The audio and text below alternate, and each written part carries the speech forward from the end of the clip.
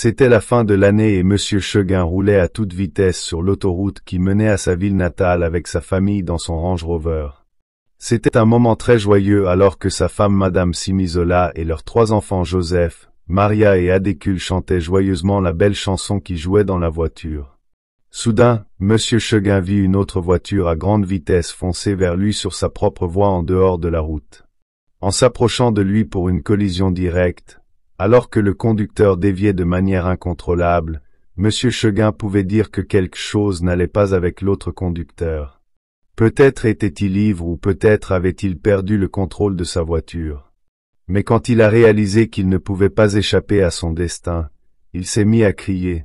Sa femme et ses enfants ont également vu qu'il y avait un danger et ils ont commencé à crier de peur tandis que leur mère prononçait une prière rapide dans son cœur, espérant que Dieu prendrait le contrôle de la situation. Mais il était déjà écrit que c'était leur destin et qu'ils ne pouvaient pas échapper au destin. En quelques secondes, leur Range Rover est entré en collision avec l'autre voiture, faisant un bruit de métal sur métal. Les autres usagers de la route sont rapidement venus constater ce qui s'était passé. Ils ont récupéré les corps des victimes et les ont emmenés dans un hôpital voisin le plus rapidement possible. Maria n'avait que 15 ans lorsque l'incident s'est produit. 3 jours plus tard, Maria s'est réveillée après avoir été dans le coma pendant 3 jours. Elle a vu sa tante Madame Victoria à ses côtés à son réveil. C'est un miracle, a déclaré Madame Victoria et s'est précipitée dehors pour appeler le médecin qui est entré dans la pièce quelques minutes plus tard pour vérifier les signes vitaux de Maria. C'est en effet un miracle. Elle n'a pas d'os cassé ni de blessures internes. Elle est tombée dans le coma uniquement à cause du choc. Nous allons la laisser sortir dans quelques minutes, a dit le médecin et il s'est éloigné. Mais Maria était confuse. Elle ne comprenait pas ce qui se passait ni comment elle était arrivée à l'hôpital. Où est mon père? Où est ma mère? Et mes frères et sœurs? Nous étions tous en route vers le village quand Maria a dit, mais s'est arrêtée à mi-chemin avant de pouvoir terminer. Elle s'est soudainement souvenue du dernier événement dont elle avait été témoin avant que tout ne s'éteigne. L'expression du visage de sa tante était suffisante pour lui dire ce qui avait pu se passer. « Je suis vraiment désolé, Maria. Tout le monde est mort dans l'accident sauf toi. C'est un miracle que tu aies survécu. Peut-être parce que tu étais la seule à porter une ceinture de sécurité, » a expliqué sa tante. Maria a fondu en larmes et sa tante l'a prise dans ses bras pour la consoler. Dès qu'elles sont sorties de l'hôpital, Madame Victoria a ramené Maria chez elle dans sa famille parce qu'elle n'avait nulle part où aller. Madame Victoria était la sœur aînée et unique de la mère de Maria, mais Semisola s'est mariée avant elle. Madame Victoria était mariée à Samuel, un employé d'une des plus grandes entreprises du pays, mais son rang était bas et son salaire était faible. La famille a eu la chance d'avoir 2 fils, Cal et Ola. Ils étaient un peu plus âgés que Maria. La famille a accueilli Maria et l'a consolée de la mort de ses parents. Ils lui ont fait sentir qu'elle était la bienvenue et profondément aimée, mais Maria ne savait pas que ce serait le début de ses tribulations. 2 jours après que Maria ait commencé à vivre avec sa tante, un homme étrange est venu à la maison pour voir Maria. Il est arrivé dans une très belle voiture et c'était un jeune homme d'une 30aine d'années. Il portait un costume et une montre coûteux. Il était assis dans le salon avec Madame Victoria et son mari lorsque Maria est arrivée.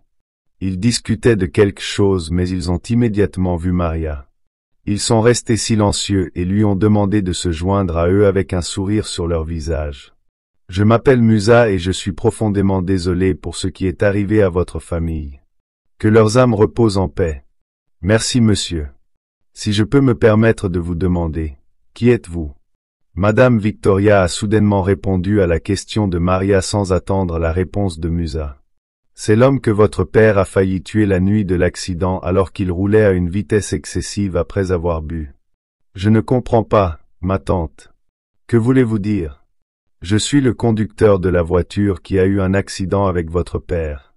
J'ai eu beaucoup de chance de porter ma ceinture de sécurité et grâce au dispositif de sécurité de ma voiture, je n'ai pas été blessé. Attendez, alors c'est vous qui êtes responsable de la mort de ma famille ?» demanda Maria, la colère écrite sur tout son visage, mais sa tante se leva soudainement, furieuse. « Maria, es-tu folle? Quelque chose ne va pas chez toi. Ton père buvait et conduisait en même temps, même s'il savait que c'était risqué. Tu devrais être reconnaissante que cet homme généreux ne porte pas plainte. Maria sentit son cœur battre très vite. Elle devint très confuse. Elle ne comprenait pas ce qui se passait. Elle avait un souvenir précis de cette nuit-là. Son père ne boit pas d'alcool. Il déteste ça et ils chantaient tous joyeusement ce soir-là quand c'est arrivé. Si son père buvait de l'alcool, sa mère l'aurait mis en garde car elle était une chrétienne fervente. Maria ne comprenait pas ce que disait sa tante. Mon père ne buvait pas cette nuit-là où j'ai vu ce qui s'est passé. C'est toi qui as quitté ton côté de la route pour nous percuter, dit Maria en désignant Musa qui était assis paisiblement comme un saint qui n'avait rien fait de mal. À sa plus grande surprise, au lieu que sa tante l'écoute et la soutienne, sa tante dit à Musa « Je suis profondément désolée. L'accident a dû affecter ses souvenirs. Elle ne savait plus ce qu'elle avait vu. Je m'en occuperai. Ne vous vexez pas, s'il vous plaît. » Maria voulait s'expliquer davantage, mais sa tante lui a crié d'aller dans sa chambre et d'y rester. Maria s'est sentie trahie. Les larmes ont commencé à couler de ses yeux alors qu'elle s'éloignait, mais elle n'est pas allée dans la chambre, comme on le lui avait demandé. Elle s'est cachée derrière le mur et a écouté ce qu'ils discutaient. Lorsqu'ils ont cru qu'elle était entrée dans sa chambre, ils ont continué leur discussion. Je vous promouvrai dans l'entreprise et ferai de vous un cadre supérieur. Ce serait le triple de votre salaire avec plus d'avantages. Je donnerai également à votre famille une somme de 50 millions de Nera pour aider à prendre soin de la fille. Je suis profondément désolé une fois de plus pour ce qui s'est passé. Ne vous inquiétez pas. Les accidents arrivent tout le temps. Personne ne découvrira jamais que vous êtes responsable de l'accident. Je m'occuperai de Maria. Ne vous inquiétez pas. Vous êtes un homme très humble. Monsieur Musa les a remerciés pour leur hospitalité et a quitté la maison après leur avoir donné une liasse d'argent frais. Madame Victoria ne pouvait contenir son excitation. Elle commença à compter l'argent avec la joie écrite sur tout son visage. Et la fortune nous a souri. Nous sommes maintenant millionnaires. Le malheur de ma sœur nous a rendus chanceux. Qui se soucie de savoir si Musa est coupable ou non? Rien ne ramènera les morts, dit-elle en riant. Mais son mari Samuel avait un froncement de sourcils sur son visage. Il était évident qu'il se sentait coupable. Mais Victoria, ne penses-tu pas que c'est mal? Cette pauvre fille est maintenant orpheline. Elle mérite justice. Pourquoi ne pas lui dire la vérité et lui présenter nos excuses? Dit Samuel. Victoria regarda son mari avec colère sur son visage. Toi, cet homme stupide. N'es-tu pas fatigué d'être pauvre? Cette petite fille a profité de la vie plus que toi une douzaine de fois. C'est pourquoi tu resteras pauvre parce que tu veux toujours être une bonne personne. Où cela t'a-t-il mené toutes ces années? Tu ferais mieux d'accepter la promotion et de garder ta bouche stupide courte. Idiot! J'aimerais pouvoir la tuer maintenant, mais je dois attendre son 18e anniversaire pour pouvoir accepter l'argent qu'elle hériterait de son défunt père. Victoria a dit et est partie avec l'argent qu'il lui donnait. Maria est rapidement entrée dans sa chambre avant que ses tantes ne la voient. Elle s'est assise sur le lit avec des larmes dans les yeux et a commencé à penser à ses parents et à ses frères et sœurs. Elle se sentait très chaude et trahie. Soudain, Victoria est entrée dans la pièce sans frapper. Toi, petite fille paresseuse et insensée. Tu ne vois pas qu'il y a des assiettes à laver dans la cuisine. Es-tu folle? Maintenant, va faire la vaisselle avant que je ne descende sur toi, fille paresseuse d'ivrogne. Maria a quitté la pièce et a couru dans la cuisine pour faire la vaisselle. Elle ne pouvait pas contrôler les larmes qui coulaient de ses yeux. La colère, la douleur et beaucoup d'émotions coulaient dans son esprit. Je dois me venger. Le monde doit connaître la vérité et toutes les personnes impliquées doivent payer, se dit Maria en arrêtant de pleurer après avoir endurci son cœur. Lorsque Maria eut fini de faire la vaisselle, elle entra dans le salon alors qu'il n'y avait personne. Sur la table, elle vit un journal. Elle prit le journal et le titre disait qu'un père ivre avait tué sa femme et ses enfants dans un terrible accident. Maria commença à pleurer parce qu'elle connaissait la vérité mais qu'elle ne pouvait en parler à personne. Depuis ce jour, Madame Victoria commença à maltraiter Maria à chaque occasion qui se présentait. Maria faisait pratiquement toutes les tâches ménagères tandis que ses fils Kul et Ola ne faisaient que jouer à la maison. Maria resta patiente et supporta tout cela. Madame Victoria l'empêcha également d'aller à l'école et la fit femme de ménage à plein temps. Son mari Samuel était toujours au travail en raison de la promotion qu'il lui accordait. Il n'avait donc pas beaucoup de temps pour rester à la maison et voir ce qui se passait. Il voyageait souvent à l'extérieur du pays pour des réunions et il est devenu très riche et aisé. 2 ans plus tard, Maria est devenue si belle et séduisante. Son corps a mûri très vite et sa beauté était quelque chose qui pouvait être facilement remarqué malgré la dureté avec laquelle elle était traitée par sa tante.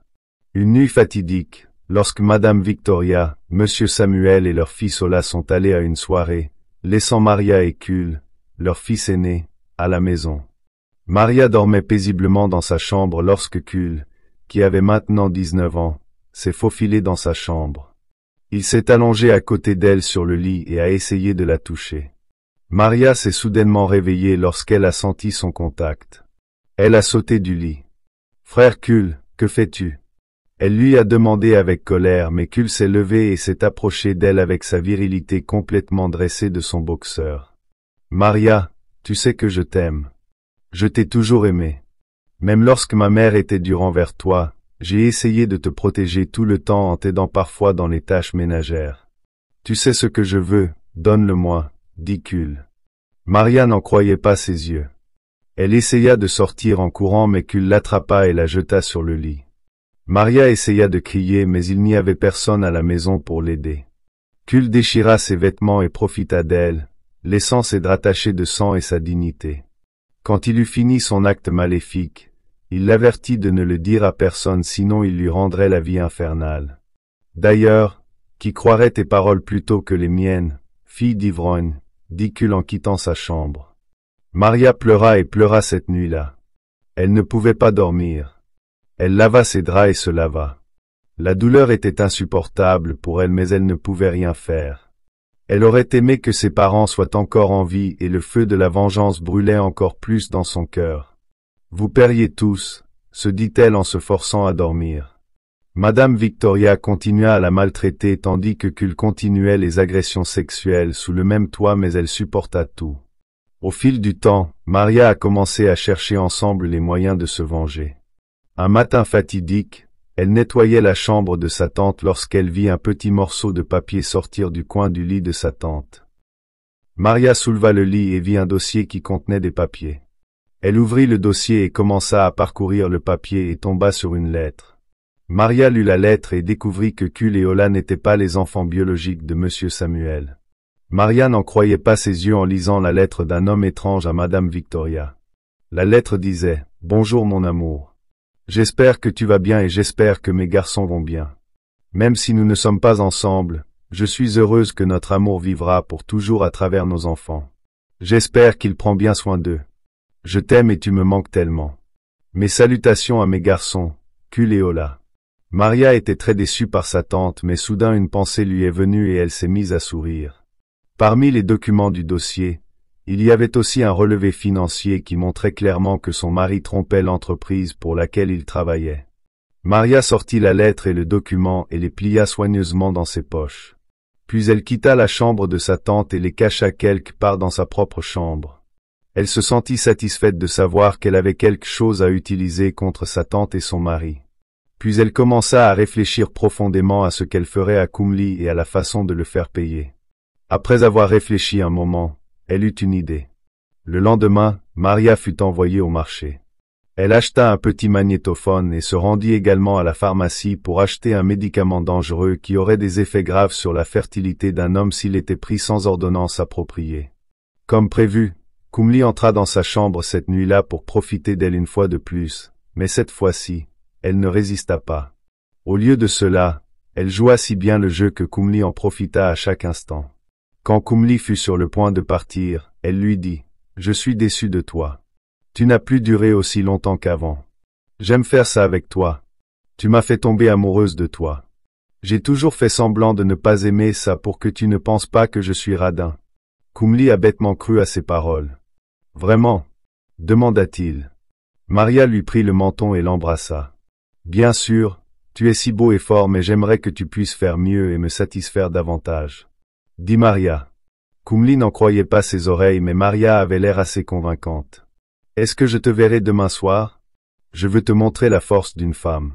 Demanda Maria d'un ton séduisant. Kumli lui sourit d'un air penaud et hocha la tête avant de partir. La nuit suivante, Maria acheta une boisson gazeuse et elle versa beaucoup de comprimés des médicaments qu'elle avait achetés dans la boisson. Puis elle la garda à côté du lit en attendant que Kumli revienne.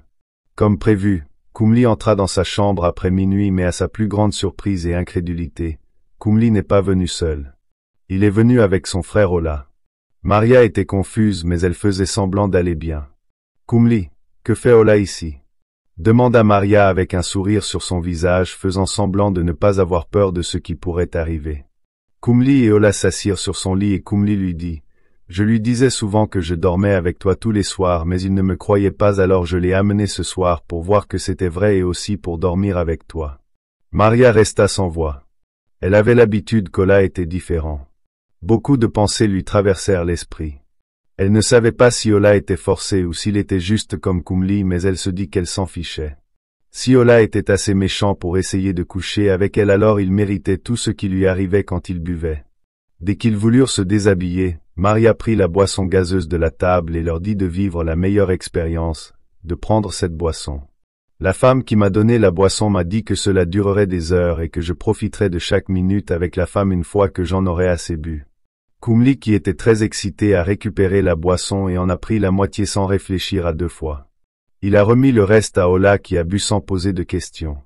Dès qu'ils ont fini la boisson, ils ont commencé à se sentir bizarres avant d'avoir fini de se déshabiller. Maria s'est simplement assise sur le lit et les a regardés tous les deux alors qu'ils se tenaient le ventre de douleur. Quand elle a vu que cela devenait très sérieux, elle s'est précipitée dehors en pleurant et en appelant sa tante pour qu'elle vienne aider les garçons. Tous deux ont été immédiatement emmenés à l'hôpital. Pendant que Maria et sa tante attendaient que les médecins aient fini de s'occuper d'eux, sa tante lui a demandé ce qui s'était passé. Maria a fait semblant de ne rien savoir et a répondu « Je ne sais pas ». Ils ont tous les deux commencé à agir bizarrement au centre lorsqu'ils sont entrés dans ma chambre. C'était peut-être quelque chose qu'ils avaient mangé. Ce que Madame Victoria a dit ensuite a choqué Maria jusqu'aux os. Elle a demandé à Maria si Ola avait pu coucher avec toi avant que tout cela ne commence. C'est à ce moment-là que Maria a su que sa tante était au courant de toutes les agressions sexuelles qu'elle avait subies entre les mains de son fils pendant toutes ces années. Alors qu'elle s'apprêtait à répondre à la question, Monsieur Samuel est arrivé à l'hôpital. Où sont mes fils? Que leur est-il arrivé? Monsieur Samuel pleurait de peur dans les yeux. Il était évident que Cal et Ola signifiaient tout pour lui. Madame Victoria s'est levée pour consoler son mari, mais Maria s'est soudainement mise à rire comme une folle. Monsieur Samuel et Madame Victoria l'ont tous deux regardé sous le choc parce qu'ils ne comprenaient pas pourquoi elle riait. « Qu'est-ce qui ne va pas chez toi ?» lui a demandé Madame Victoria. Maria a arrêté de rire et lui a dit « Quand est-ce que tu prévois de lui dire que Cal et Ola ne sont pas ses enfants biologiques ?» Madame Victoria a été très choquée et surprise, mais elle s'est rapidement ressaisie avant que quiconque ne le remarque. « Êtes-vous en colère? Que voulez-vous dire par là? » demanda Madame Victoria en levant la main pour gifler Maria, mais Maria lui a tenu la main et l'a repoussée. « Assez de vos mauvais traitements. Tu crois que je suis toujours cette orpheline que tu maltraites à ta guise? Dis la vérité à ton mari ou je te dénoncerai moi-même en lui montrant la lettre que ton amant t'a envoyée. » Monsieur Samuel se leva et regarda le drame, la confusion écrite sur tout son visage. Il ne comprenait pas ce qui se passait. Madame Victoria devint soudainement calme lorsque Maria évoqua la lettre d'amour. Elle se tourna vers son mari et se mit à genoux. « Chérie, ce n'est pas ce que tu penses. C'est arrivé il y a de nombreuses années, je te le jure. Que s'est-il passé il y a de nombreuses années? Maria dit-elle la vérité? Demanda Samuel, les larmes lui tombant déjà aux yeux. Madame Victoria ne pouvait pas dire les mots. Elle hocha la tête pour confirmer sa question et se mit à pleurer. De douleur et de honte, Monsieur Samuel sortit de l'hôpital et Maria le suivit derrière, ne laissant que sa tante à l'hôpital, pleurant à chaudes larmes. Les médecins vinrent la rencontrer quelques minutes plus tard et lui dire que Cal et Ola allaient bien maintenant. Mais quel médecin? Demanda-t-elle avec impatience, les yeux déjà rouges des larmes qu'elle avait versées. Leurs organes reproducteurs sont gravement endommagés. Ils ne pourront pas mettre une femme enceinte. En fait, ce serait un miracle s'ils parvenaient à avoir une érection.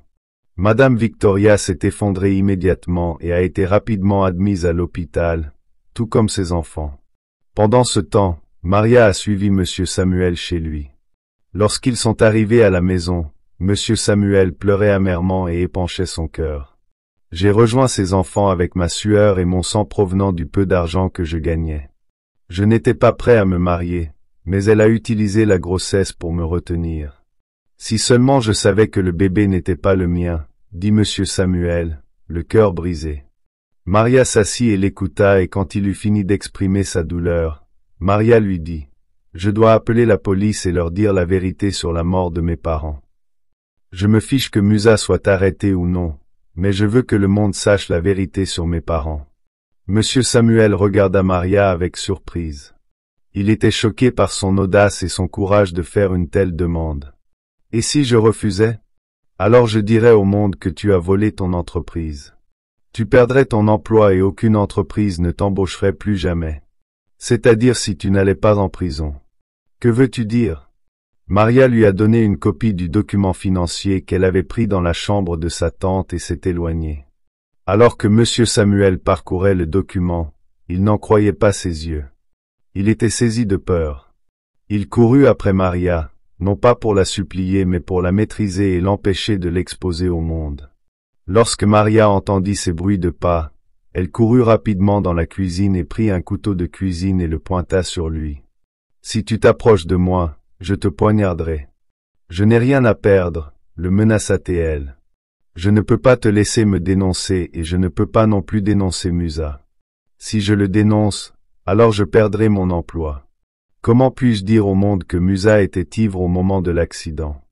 Que penses-tu qu'il me ferait si je disais au monde qu'il est le responsable de la mort d'une famille entière à cause de son style de vie insouciant? Qu'il nous a soudoyés, ma femme et moi, pour que nous gardions le silence. Alors tu devrais choisir entre aller en prison et perdre ton emploi. » Monsieur Samuel sentit que Maria n'avait pas le courage de le poignarder, alors il se mit en colère contre elle. Mais à sa grande déception, Maria enfonça le couteau dans son estomac. Lorsque Monsieur Samuel est tombé au sol, le corps couvert de sang, il s'est tenu le ventre alors qu'il luttait pour respirer. Maria a sorti le magnétophone qu'elle tenait et a appuyé dessus. Puis elle l'a rembobiné jusqu'au début et l'a fait écouter à Monsieur Samuel alors qu'il rendait son dernier souffle.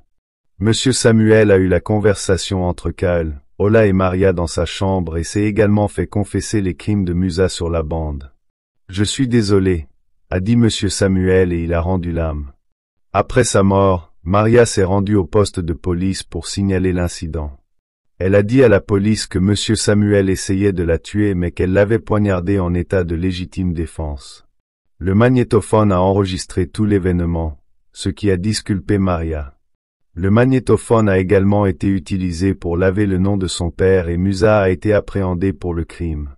Le jour du 18e anniversaire de Maria, elle a eu accès à l'argent que son père avait économisé pour elle dans un fonds fiduciaire. Elle est retournée à l'école et a également fait des investissements judicieux avec l'argent pour s'assurer de ne jamais connaître la pauvreté. Elle a créé une fondation pour les orphelins qui donnait des dizaines d'orphelins chaque année.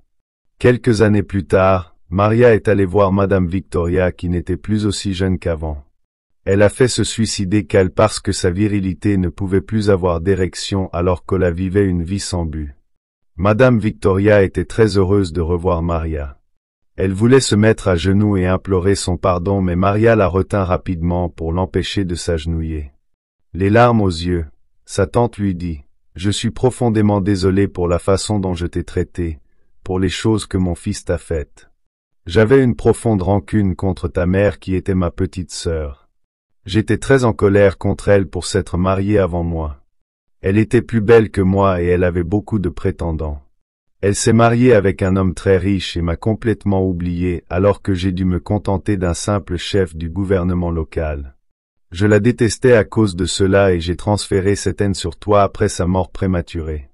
S'il te plaît, pardonne-moi, Maria. » Maria regarda sa tante avec pitié.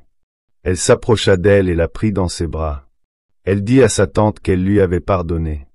Maria termina ses études et grandit pour devenir une philanthrope réputée. Elle se maria avec un milliardaire qui l'aimait et la respectait et elle eut elle-même 3 beaux enfants. La leçon morale de cette histoire nous rappelle que lorsque nous avons la chance d'avancer dans la vie, nous devons toujours penser à nos frères et sœurs, car la mort est imprévisible. Elle peut frapper n'importe qui à n'importe quel moment et c'est le bien que vous faites aux autres qui est le plus susceptible d'être fait à vos enfants et à ceux que vous laissez derrière vous.